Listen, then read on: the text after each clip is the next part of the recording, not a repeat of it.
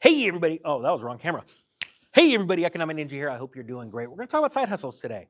And a quick thing, if for everybody that's bought the side hustle, I know you're in. You got it at different price points, but I just put out a new lesson, and this is for people that have a business, but even when you're starting a side hustle, it's for starting a side hustle inside of a business. I know that sounds crazy, but check it out. I think you're going to like it. Regardless if you already own a business, check out that lesson, because as you build your side hustle into a business and into a corporation, I want you to be thinking about these things, okay? Start identifying how you can split that business up in multiple different ways for multiple different purposes, all right?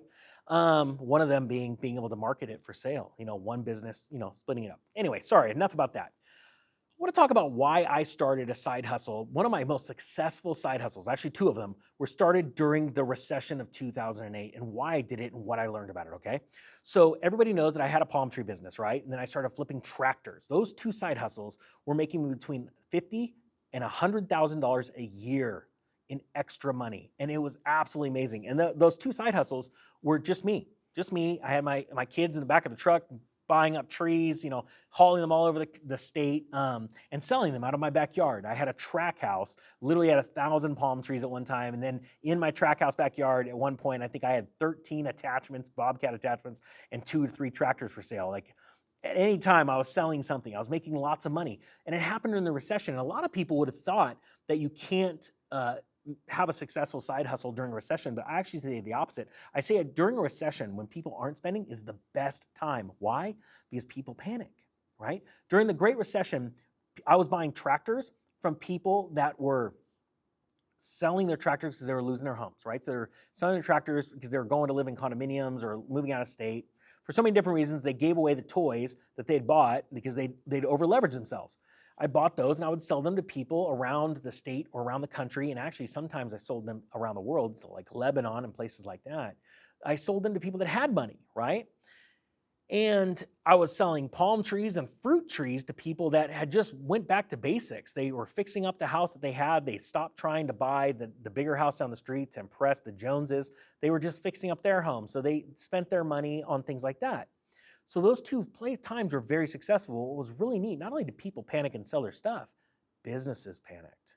And when a business panics, you have all kinds of opportunities. As a matter of fact, I think I'm going to try and go down to Walmart because their clearance section I'm hearing is like 99 cents, and I want to film some of it and give you some ideas on how to make that kind of money. I mean, right now I was watching somebody on the internet buying things at Walmart for 99 cents that could easily be sold for $5 at least, probably 10 online.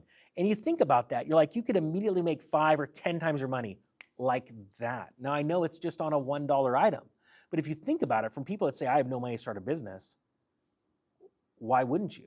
Another thing that people ask me all the time, well, I want to start a business, but I don't have the money to do it. And I said, well, your first business should be selling the stuff in your garage that you never use and then flipping it a couple times. Flip that money, build up money to start your real estate business. I started my real estate flipping business by selling electric trains on eBay. Bought my first house, then I bought my rental, and then after that, I had enough equity in both of them to keep rolling that money until I incorporated, and then I started putting assets in the LLC, and then it just took on its own life. Had its own business credit card and all that kind of stuff, all expense line, bank accounts, all that stuff. But I started from flipping things in my garage, and I teach that in that class, how important it is to start small. Always start small. Don't start in debt. Build up a cash position. And if you're going to get into debt, do the debt inside the business so it's not you signing a personal guarantee. A lot of people don't teach that. Why? Because it's so easy to go, it's so amazing. Just go sign, get an equity line on your house and then start this business. Well, if the business fails, you still have to pay that equity line. And not only that, if you have to stop paying that equity line, they could take your house and destroy your credit. So I think it's very important, but the thing is that there's more opportunities during downtimes to start a business because businesses sell their inventory, and even some businesses sell the entire, parts of their business. In 2009, 2010, I went into a car stereo shop that was closing their doors, and I offered them $1,000 for all their inventory, and they're at their wits' end. There's boxes of stuff everywhere. They'd already sold most of it, like 80% of the store had been sold, and they said done. And I took that and I turned that into like 15,000 bucks over time. So I was just putting that stuff on eBay, or back then it wasn't Craigslist, but you get my idea. Classifieds, things like that. Garage sales. There's so many opportunities to make money in bad times, but people don't understand that. And so I think that a recession is actually the greatest time to start a business, a side hustle. And the reason why is because, again, think about this. During a downturn, which we're starting right now, you have less competition because people are actually going out of business while you are finding ways to make business, to make money. A lot of people are going to the unemployment line. They're going to be going pretty soon. You are figuring out ways to make money from those that are still employed and they still have money to spend. I know it sounds crazy, but when you start small with no debt and you just start turning a little bit of money and a little bit more, and that's why I teach in the course how to budget it and all this kind of, how to build it, how to pull money off the side and go from, high percentage sales to volume sales, right? The volume of money, flipping it, sorry.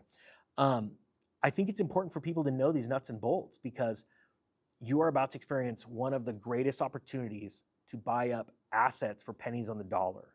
As interest rates soar, the dollar gets stronger and then collapses, and businesses are forced to shut down, unemployment rises, you're gonna have more opportunities to be successful. And that's what I want. I want for you guys to be more and more successful.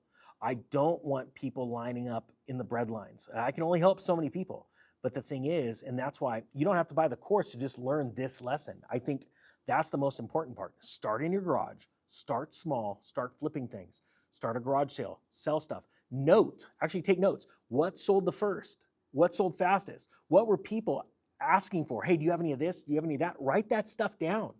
A lot of people are asking for fishing gear. A lot of people are asking for Legos, things like that. Then start looking around at other garage sales. You take the money from yours, you go to other garage sales, and you start buying stuff. I know it sounds crazy, but what you have after a little while is you got $20,000, $30,000, $50,000 in your bank account or under your mattress, and you go, now I can start a business.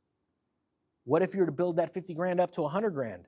Just wait a little bit longer doing this, going, I want a real estate business, but I'm going to build up this 100 grand. Now you got that 100 grand. Think about what kind of damage you could do on your first rental when you go out and buy a duplex or a condominium. Think about the cash flow you can start, and then you do it again and again and again. And what you'll find, and this is the same, and please, if you're an entrepreneur and you agree with what I'm about to say, put it down in the comment section. What you'll find is even though you find success, you start small with a garage sale flipping things, and then you move on to greater things, real estate or flipping cars or really big things, right? You'll find yourself still going by a garage sale and going, hey, how much do you want for that thing? 50 bucks? Yeah, give it to me. Put it in the back of my truck. And you go, I'm going to sell this thing this weekend for 500. Because why wouldn't you? I still do that. And people ask me all the time, why are you messing with this stuff? I'm like, why wouldn't I? If I know how to make 400, 500 bucks in a matter of 2 hours, why wouldn't I do that? My time's not that valuable. And honestly, that's where it's at. And the thing is with side hustles, people need to realize it's not always just a garage sale. It's garage sale today that turns into houses tomorrow or palm trees or tractors. And then possibly like when I moved into trailers, those mobile homes, I was making great money selling park models and mobile homes with my best friend. And we had the time of our life for 3 years. And then I took that money, I went into crypto, then I went into other bigger things. And so my point being is that I want to encourage you to look at the opportunities right now and not all the bad things. There are a lot of opportunities, but as long as you stay small, you don't get into debt, you don't over leverage yourself, you will always, always win. You may not sell something, buy it today and sell it tomorrow. It might take you a few weeks, but the day you sell it, it's yours. Just because that money's sitting there, it's potential energy. The second it sells, now you take it and you do it again, and you do it again, and you build your wealth slowly. But what you'll find is with the discipline, you'll be able to build that wealth rapidly over time. All right? Guys, thank you so much for watching. I think that it is the time now to start looking at owning some type of business on the side and how to transition from a job to a business. But I teach that also because I think it's very, very vital. All right, guys? Hey, with that being said, I hope you got something out of this. Thank you to all the side hustlers. If you do me a favor, if you're a side hustler, hashtag side hustle, hashtag side hustle life in the comment section below. I'd appreciate it. Guys, that being said, the Economic Ninja is out.